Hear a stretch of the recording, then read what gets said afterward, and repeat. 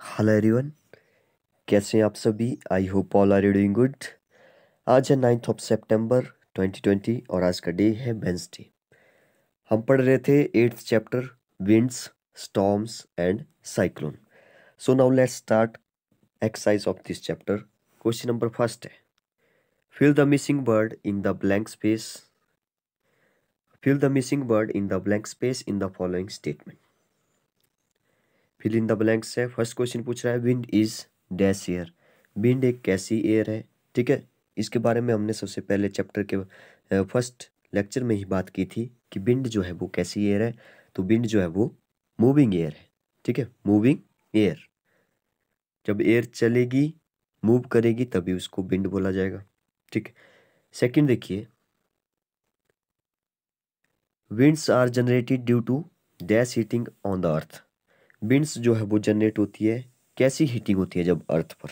ठीक है, तो हमने इसके बारे में पढ़ा था कि जब जो है वो अनइवन हीटिंग होती है। अनइवन का मतलब है कि एक जगह पर ज़्यादा हीटिंग हो रही है, एक जगह पर ज़्यादा हो रही है। जैसे आपको बताया, अर्थ में जो है वो ट्रॉपिकल रीजन में ज़्यादा हीटिंग होती है और पोलर रीजन में जो है वो कम हीटिंग होती है। इसलिए जो है वो यहाँ पे अनइवन हीटिंग के कारण जो है वो विंड्स जनरेट होती है। इसके बारे में हम डिटेल में पहले पढ़ चुके हैं। सी देखिए, C part, near the earth surface dash air rises up whereas the air comes down.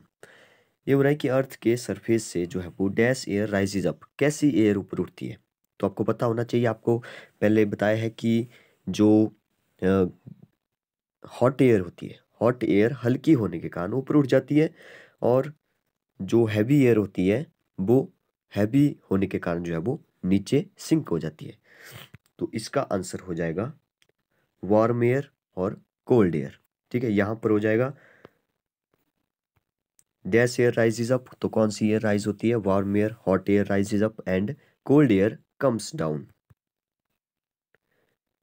D part देखिए, last one, air moves from a region of dash pressure to a region of dash pressure.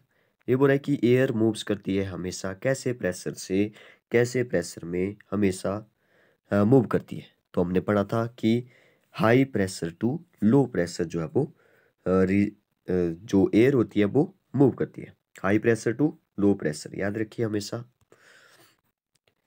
Next देखते हैं question number 2, suggest two method to find out wind direction at a given place.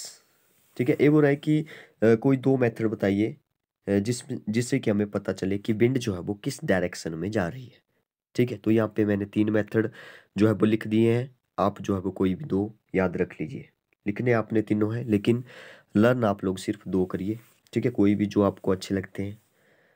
तो कैसे पता चलेगा कि wind किस side जो है वो जा रही है, किस डायरेक्शन में जा रही है, नॉर्थ, ईस्ट, वेस्ट, साउथ, किस डायरेक्शन में जा रही है। ठीक है, आपको मैं पहले मैं बता दूं कि ए होता है ईस्ट, इस साइड होता है वेस्ट, ए होता है ऊपर नॉर्थ, और इस साइड होता है साउथ। ओके, तो फर्स्ट मेथड है, बहुत ही सिंपल मेथड है। फर्स्ट चीज लिखा है, take a piece of paper. Piece of paper लीजिए, allow it to fall, it will flow in the direction in which wind is blowing.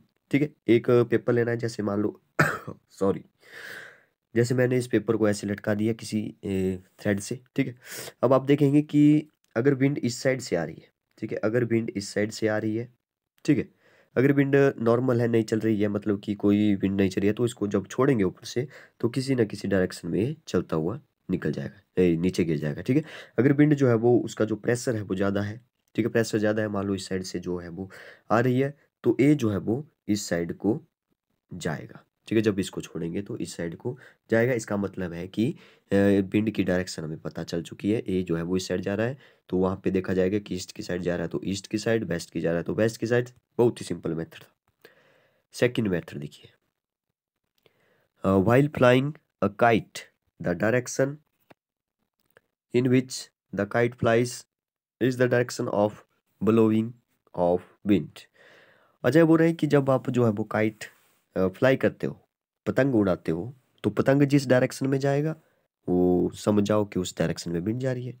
बहुत ही सिंपल मेथड है। ठीक है, तो आप भी कभी पतंग उड़ाओगे तो देखना किस डायरेक्शन में जो है वो पतंग उड़ रही है, तो आपको विंड की डायरेक्शन पता चल जाएगी।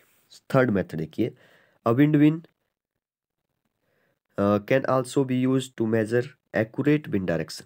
ठीक है, ये हो रहा है कि एक एक्यूरेट विंड डायरेक्शन को मेजर करने के लिए जो है वो विंड वेन का यूज़ किया जाता है। विंड वेन अगर आप लोग सर्च करोगे कहीं गूगल पर, तो कुछ ऐसे एक पोल जैसा लगा होता है, ऊपर जो है वो ऐसे डायरेक्शन बनी होती है, नॉर्थ ईस्ट वेस्ट साउथ। ठीक है, ईस्ट वेस्ट नॉर्थ साउथ, ऐसी डायरेक्शन ऊपर बनी होती है। अब जिस जिस डायरेक्शन में विंड ब्लो कर रही होगी, ठीक है, उस डायरेक्शन को वो उस डायरेक्शन में वो जाएगा। ठीक है, तो मतलब कि वो जैसे विंड जा रही है तो तभी जो है वो उसी डायरेक्शन में जो जो है वो चलता रहता है। मतलब विंड ही उसे चला रही होती है, तो हमें पता चल जाएगा कि जो डायरेक्शन है वो किस साइड है। तो आई होप कि आप समझ गए होंगे कौन कौन से मेथड है, कैसे हम पता कर सकते हैं। ठीक है, तो आज के लिए इतना ही काफ़ी है। 2 क्वेश्चन लर्न भी करिए, साथ में इसको लिखिए भी। Thank you.